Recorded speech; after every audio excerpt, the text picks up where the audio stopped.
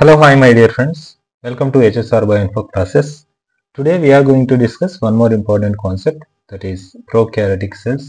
ఇది మనకు the cell unit of life అనేటువంటి కాన్సెప్ట్ సంబంధించినటువంటి సెకండ్ క్లాస్ మనం ఈరోజు డిస్కస్ చేయబోతున్నాం. ఇది మనకు నీట్ బయాలజీ క్లాస్ 11కి సంబంధించినటువంటి కాన్సెప్ట్స్ కాబట్టి కొద్దిగా జాగ్రత్తగా అబ్జర్వ్ చేయండి.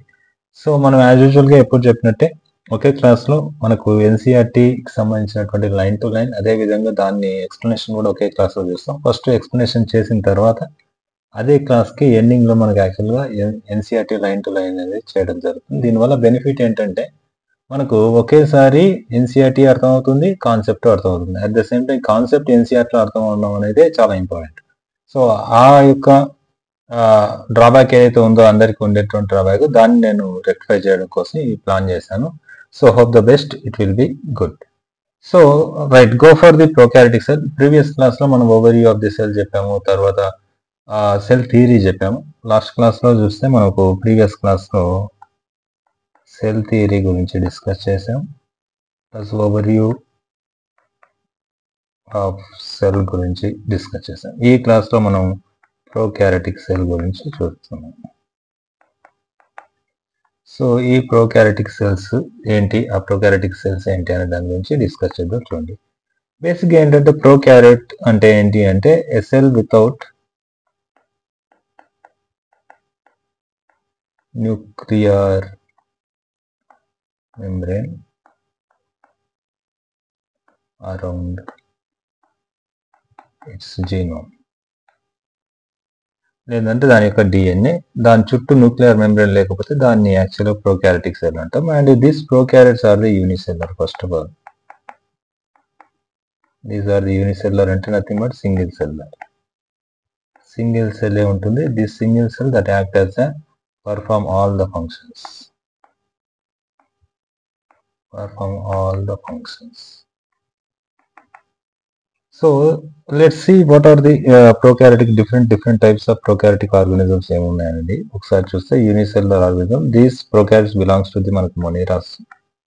As per Whittaker classification these are belongs to the moneras అని చెప్తాం.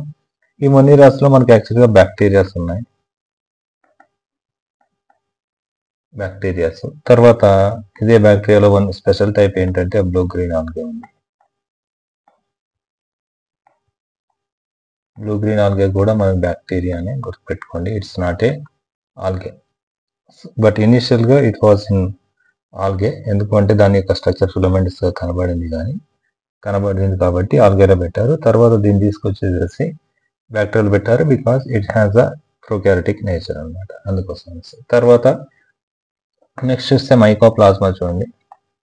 It's a special type of organism. Mycoplasma అనేది మనకు లాస్ట్ లో వస్తుంది, అక్కడ డిస్కస్ చేద్దాం. తర్వాత పీపీఎల్ఓ, ఈ పీపీఎల్ఓ కూడా టైప్ ఆఫ్ మైకోప్లాస్మా. ఇక్కడ బ్యాక్టీరియాలో ఒక స్పెషల్ బ్యాక్టీరియా ఏదైతే బ్లూ గ్రీన్ ఆల్గే ఉందో, మైకోప్లాస్మాలో ఒక special mycoplasma, that is called PPLO, pleuro pneumonia like organism.